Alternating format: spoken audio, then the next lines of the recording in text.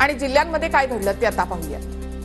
अमरावतीमध्ये मनसे कार्यकर्ते आक्रमक, जिनिंग लिलावा दरम्यान मनसे आक्रमक, खुर्च्या उचलून एकमेकांच्या अंगावर धावून गेले। जळगावच्या उत्तर महाराष्ट्र विद्यापीठामध्ये विद्यार्थिनींच्या वसतिगृह परिसरामध्ये बिबट्याचा वावर, मुक्त संचार करताना बिबट्या सीसीटीव्हीमध्ये कैद।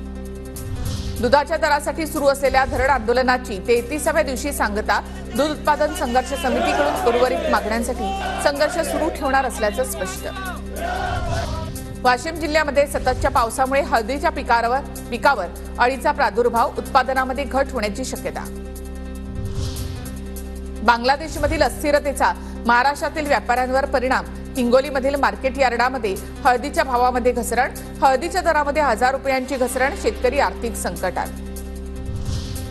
चिपी ते पुणे विमानसेवा 24 ऑगस्ट पासून सुरू होणार, गणेश चतुर्थीपूर्वी विमानसेवा सुरू करण्याचा कंपनीचा मानस। छत्रपती संभाजीनगर शहरामध्ये ड्रोनसह उड्डाण घेणाऱ्या क्रियांना बंदी, पोलीस आयुक्तालयाच्या कार्यक्षेत्रामध्ये कायदा आणि सुव्यवस्था अबाधित राखण्यासाठी आयुक्तालयाचा निर्णय। नागपूरमध्ये खड्डे अपघातावरून पोलीस सतर्क, रस्ते किंवा उड्डाणपुलावर खड्डे पडून अपघात झाल्यास कंत्राटदारावर थेट कारवाई केली जाणार, आयुक्त रवींद्र सिंघल यांची माहिती। कोल्हापूरमध्ये पूर ओसरल्यानंतर शेतीच्या नुकसानीची भीषण दृश्य समोर, जवळपास 15 दिवस पाण्याखाली राहिलेल्या हजारो हेक्टर शेतीचं नुकसानीचे तात्काळ पंचनामे करून भरपाई देण्याची शेतकऱ्यांची मागणी।